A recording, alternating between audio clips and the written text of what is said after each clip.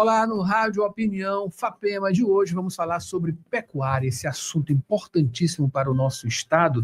Para isso a gente conversa com o professor doutor do curso de zootecnia do IFMA Maracanã, o José Antônio Alves Cutrim Júnior. Professor, seja bem-vindo aqui ao nosso programa. Eu que agradeço, Adalberto, pelo convite de todos e vamos discutir um pouco sobre a pecuária do estado. Vamos especificamente sobre essa sua pesquisa.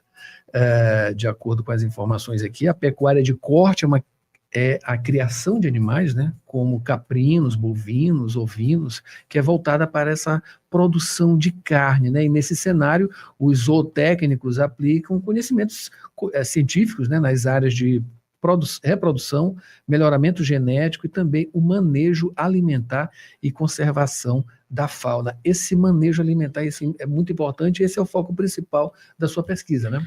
A gente vem trabalhando estratégias de manejo, né, para otimizar o consumo desses animais no ambiente de pastagem.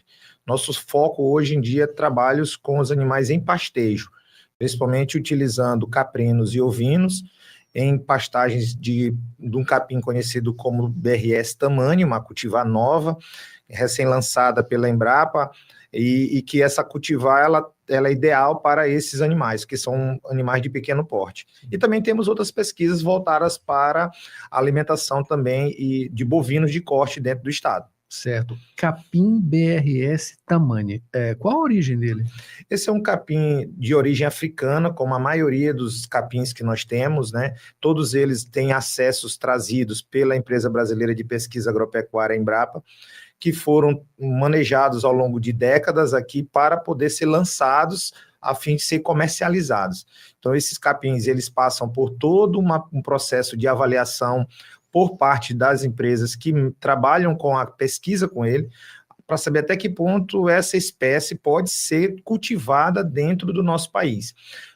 Pela característica de proximidade, né, dos dois continentes, por características muito comuns de clima, então acaba que a maioria desses acessos da África, eles conseguem se dar também muito bem no Brasil, e em especial no estado do Maranhão, porque nós temos um regime pluviométrico que, comparado aos outros estados do Nordeste, um pouco mais regular, né, com volume também um pouco maior, e isso faz com que esses capins consigam produzir uma biomassa um pouco mais significativa. Maravilha. Eu queria que você fizesse essa comparação desse capim, que digamos que estamos mais acostumados aqui, para esse, né, que é uma coisa que tenta inovar, né, ela vem para somar, mas há uma diferença? Tem uma diferença, principalmente do ponto de vista nutricional, e um ponto de vista de adaptabilidade ao nosso ambiente. O capim Tamanni, que ora nós estamos trabalhando aqui com foco na criação de ovinos e caprinos, ele é um capim que ele é um porte mais baixo, é um capim que tem uma palatabilidade melhor e um valor nutricional também melhor. Isso garante para o animal também uma boa digestibilidade desse alimento. Quando a gente pega capins mais tradicionais utilizados dentro do nosso estado, como é o caso, por exemplo, do capim marandu, conhecido vulgarmente como braquiarão, é uma espécie voltada mais para a produção de bovinos, que tende a ser um alimento, um capim que tem menor digestibilidade, um capim que tem menor consumo por parte do animal, e isso reduz um pouco o ganho de peso, principalmente quando a gente fala em pequenos ruminantes, né, que é no caso os caprinos e os ovinos. Quando a gente vai falar em bovinos, então esse capim ele passa a ser um carro-chefe, esse braquiarão, devido à característica de pastejo dos bovinos. O que a gente percebe? As pesquisas elas mostram que existem espécies de capins específicos para cada espécie animal que vai utilizá-lo, né? Então, o capim Tamanni, devido a seu porte e suas características nutricionais, ele é um capim muito apropriado para pequenas espécies de ruminantes, né, os ovinos e os caprinos. O marandu, que é o nosso conhecido braquiarão, ele é mais específico para bovinos de corte ou bubalinos. Em termos de valores, preços para o criador, vale mais a pena? Enfim, como é que é essa relação justamente de sustentabilidade nesse sentido, né, econômico? O BRS Tamanni, ele é uma cultivar que, em termos de preço, ele é um pouco mais caro. Por exemplo, eu vou comprar uma semente, eu vou buscar uma empresa certificada que vende a semente desse capim. Então, normalmente, como é um capim que lançado mais recente, com uma qualidade um pouco maior do que aqueles capins que nós já estávamos trabalhando dentro do nosso estado, geralmente é um capim que tem um valor de semente por quilo um pouco mais elevado. Mas ele também entrega mais ao produtor. Ele consegue dar ao produtor que trabalha com essa espécie de capim um desempenho maior dos seus animais, né? Então acaba gerando esse equilíbrio entre receitas e despesas, né, dentro do sistema de produção, e é um capim também que ele vai te exigir um pouco mais, né? Então tem esse outro detalhe. Os capins que normalmente te entregam mais em termos de desempenho, quando eu falo entregam mais, que garantem maior produtividade pelo animal, também são capins que vão te exigir um pouco mais, vão exigir um pouco mais de um solo com maior conteúdo de nutrientes, vão exigir um pouco mais de água, né, maior precipitação. E então aqueles capins, como é o caso, por exemplo, do marandu que a gente vem citando, ele é um capim que é mais resistente à seca. Então, por isso que os produtores muito optam, que trabalham com gado de corte, optam por ele, porque ele consegue passar mais tempo produtivo durante um período de estiagem, quando comparado com outros capins, né? Então, é importante que o produtor entenda o seu sistema de produção, entenda onde a sua propriedade está inserida, para verificar qual capim se adequa mais ao seu modelo de produção. Nós estamos conversando aqui com o professor doutor do curso de zootecnia do IFMA Maracanã, o José Antônio Alves Cutrim Júnior Cutrim, falando especificamente agora sobre esse rendimento, né, com uma coisa mais especial nesse tratamento, né, desse alimento para esse animal. Tem um ganho lá no final, quer dizer, o animal ele vai ser mais valorizado, ele vai ter, digamos ali, um tratamento, uma espécie de tratamento, uma visão mais privilegiada, digamos assim, na hora dessa comercialização. Existe isso? Quando a gente trabalha, né, alimentos que garantem melhor desempenho, isso, para quem está comprando, gera uma visibilidade maior para aquele animal, né? Você pega aquele animal que está com um conteúdo maior de gordura na sua carcaça, quando a gente chama carcaça... Está mais vistoso. Isso, pronto. Ele fica mais vistoso. E quando tu tem esse animal disponível no mercado, esse animal acaba tendo uma valorização maior, daí sem sombra de dúvida. Por quê? Porque ele também, essas características daquilo que ele come, passam também para a sua carne, né? Alguns outros trabalhos que a gente já realizou... nutritivo, no caso? Sim, em alguns trabalhos que a gente já realizou anteriormente, a gente observa que, por exemplo, o uso de alguns produtos na ração, eles aumentam determinados conteúdos de gordura, e aquela gordura saudável para o ser humano, né? E isso consegue garantir também um alimento, como que a gente diz, nutracêutico, ou seja, uma carne que ela tem algumas características que podem ajudar na saúde humana, né? Mas quando a gente fala em um animal que consumiu apenas capim no seu sistema de produção, a gente também tem aquele apelo do animal que não tem nenhum outro alimento que não seja aquela pastagem, e isso traz também um valor agregado para esse animal, né? Em alguns sistemas de produção hoje, o que geram, por exemplo, produzem leite, eles fazem questão de botar no rótulo que aquela selo, né?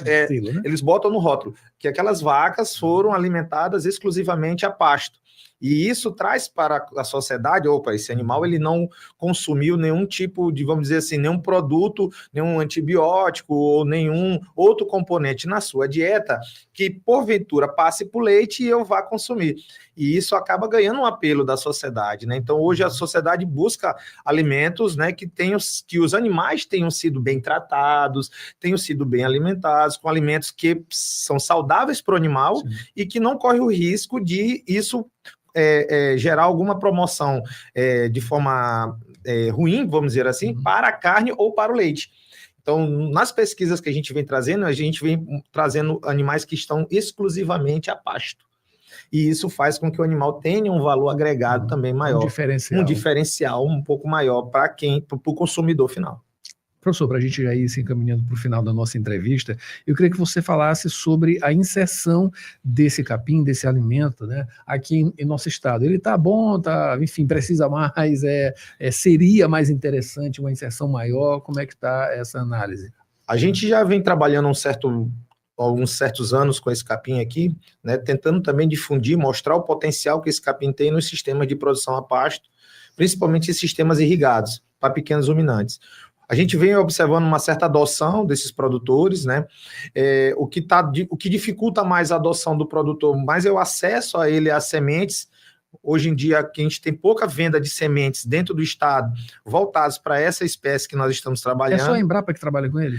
No caso, a Embrapa ela não vende, ela difunde a tecnologia, mas quem vende são as empresas que trabalham com vendas de semente. E tem essa oferta boa? No estado do Maranhão, a gente tem várias empresas que fazem esse trabalho. Né? Na verdade, assim, são comércios, grandes comércios do agro, que comercializam sementes de grandes multinacionais.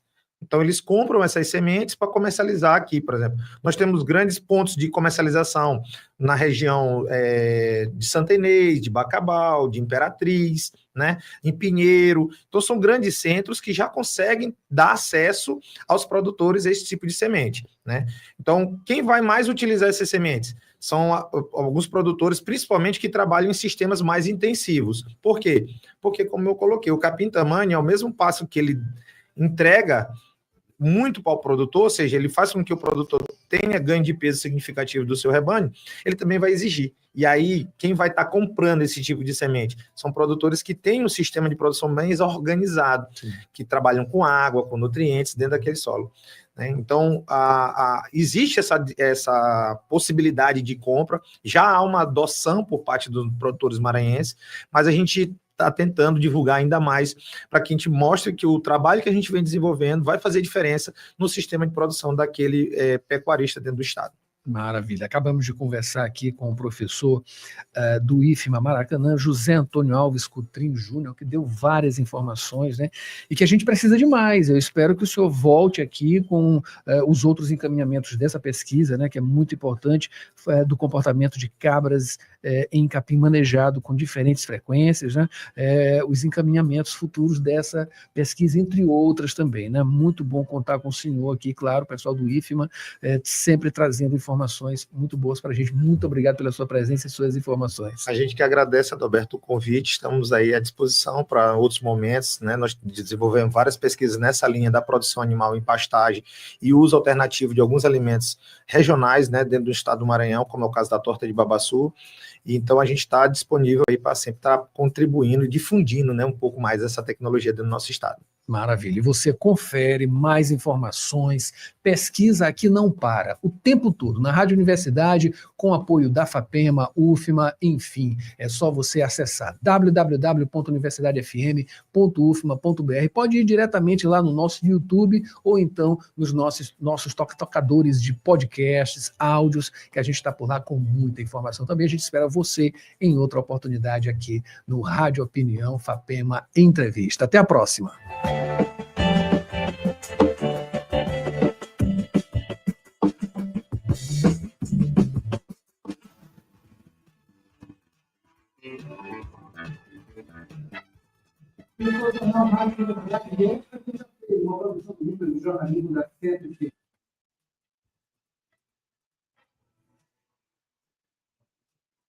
A gente volta amanhã com mais Jornal Rádio Universidade. Confira lá no site da 106 tudo que rolou por aqui, tá? Mayra Nogueira assume agora a sessão das 8. Hoje, quinta-feira, especial Vozes Femininas, especial Sessão delas. Sessão delas. Só vozes femininas. Só vozes femininas. Muita música boa, claro.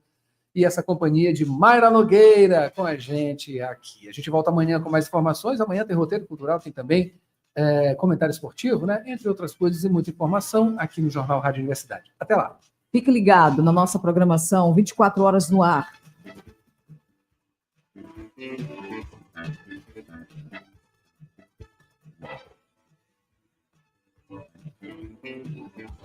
CYC 626, Rádio Universidade FM, 106,9 MHz, Cidade Universitária Dom Delgado, uma emissora da Universidade Federal do Maranhão e Fundação Souza Andrade.